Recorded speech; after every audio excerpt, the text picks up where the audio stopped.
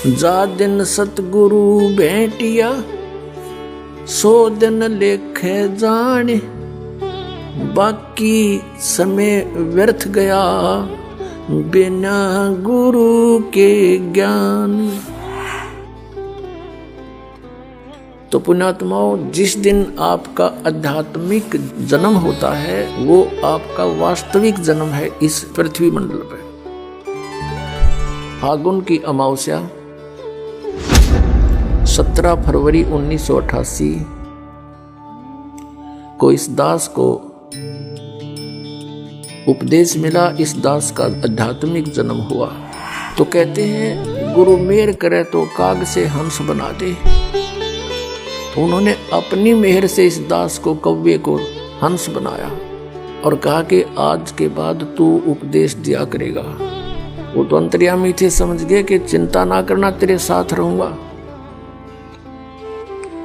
तेरे साथ मेरा आशीर्वाद सदा बना रहेगा। और फिर कहा कि विश्व में तेरे समान संत नहीं होगा। नौकरी त्याग दी। एक ही काम हो सके था, या तो परमात्मा का आदेश पालन हो सकता है या फिर वो दूसरी नौकरी हो सकती थी।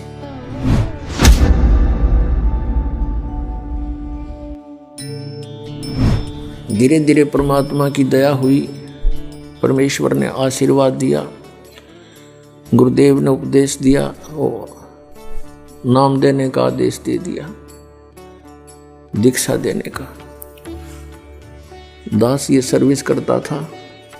सर्विस के दौरान ही सैटरडे संडे को सत्संग करने लगा।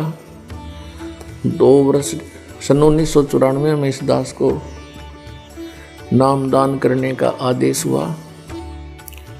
फिर देखा वर्कलोड बहुत हो गया, रजा दाता की, बहुत भक्त होने लगे, सत्संग बहुत बढ़ गए। दास सर्विस करता था, junior engineer civil, Haryana state की।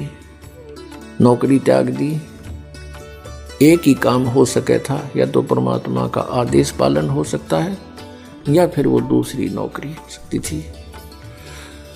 तो उसमें नौकरी त्यागने से पहले मन में बहुत विकल्प संकल्प उठे।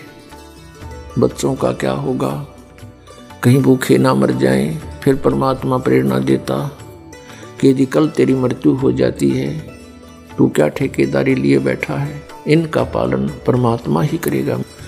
इस तरह की बहुत सी उतार चढ़ाव के बाद फिर परमात्मा ने दया बख्शी, या सेवा दे दी, मजदूरी दे दी इस दास को, उसके बच्चों को जगाने की, उन धनियों को जगाने की।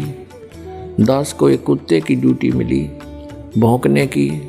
आप सभी धनी हो, आप पिछले पुण्यकर्मी प्राणी हो, आपको जगाना इसलिए आवश्यक है कि आपके चोरी हो रही है, आपकी अनमोल जीवन नाश हो रहा है। जो जाग जाता है कुत्ते के भौंकने से आवाज़ सुनकर, वो अपना धन बचा लेता है। और जो उस समय भी गफलत कर जाता है, सोता रहता है, तो सुबह वो देखता है तो उसका बहुत लॉस हो चुका होता है। तो पुण्यात्माओं, ये वो शुभ दिन है, ये शुभ अवसर है जिसके उपलक्ष्य में ये 5 दिवसीय समागम किया गया। फागुन की अमावस्या 17 फरवरी 1988 को इस दास को उपदेश मिला, इस दास का आध्यात्मिक जन्म हुआ। उस दिन के बाद एक नए जीवन की शुरुआत हुई। आत्मा में न्यारी उमंग हुई। दिन रात भक्ति, मालिक की वाणी, सतगुरु का संग करने लगा। सन 1994 में दास ने कभी ये सोचा नहीं था स्वप्न में कि मुझे कोई ऐसा जिम्मेवारी की पोस्ट मिलेगी, दास को ये नौकरी मिलेगी या मजदूरी मिलेगी। कभी भी नहीं सोचा था। दास क्या करता था, अपने आसपास के संबंधी मित्रों को, वैसे जो भी संपर्क में आता था, परमात्मा का ज्ञान सुनाता था, उनको तैयार करके अपने गुरुदेव से उपदेश दिलाता था। सन 1994 के अंदर गुरुदेव ने मैं कुछ भक्तों को नाम दिलाने लेकर गया था। ऐसे बैठे थे बरंडे में, सामने सैकड़ों भक्त विद्वान थे। उस समय मेरे पूज्य गुरुदेव जी की आयु लगभग 105-6 वर्ष की हो चुकी थी और इतना सुंदर चेहरा था, लाल शरीर था। 104 वर्ष की आयु में उनका चेहरा देखने योग्य था, वृद्ध अवश्य हो गई थी। और एकदम कहा कि रामपाल इधर आ। मैं बहुत पीछे बैठा था, दास की हिम्मत नहीं होती थी उनके सामने, क्यों डर लगता था कि सतगुरु के दरबार में मेरी थर थर कांपे दे और ना जाने किसी बात पर मारा टूट न जावे दे, कोई ऐसी गतिविधि ना हो जाए जिससे गुरु जी क्षुब्ध हो जाए। इसलिए दास बहुत डर कर रहता था। नाम देने वाले आगे बैठे थे, दास बहुत पीछे बैठा था। और भी बहुत से नाम लेने वाले, दीक्षा लेने वाले आए हुए थे और दास भी 5-7 को लेकर गया था, वो भी उन्हीं में विराजमान थे। मुझे पुकारा में आगे चला गया, बैठ जा और कहा कि आज के बाद तू उपदेश दिया करेगा।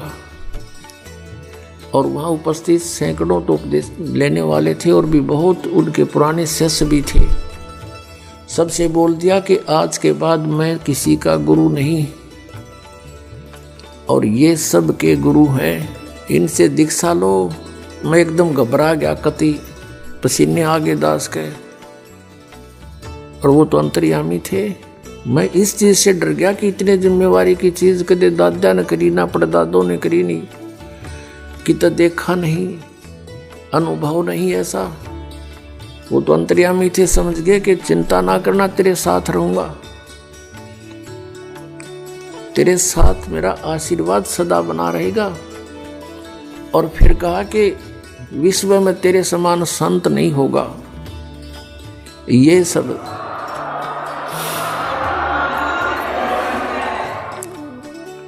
अब पुण्यात्माओं, उस समय दास अपने को भगत भी पूरा नहीं मानने था और उन्होंने इतनी बड़ा आशीर्वाद दे दिया कि तेरे समान विश्व में कोई संत नहीं होगा।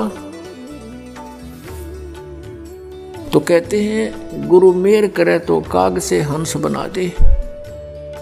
उन्होंने अपनी मेहर से इस दास को, कव्वे को हंस बनाया, अपने ही आशीर्वाद से संत बनाया।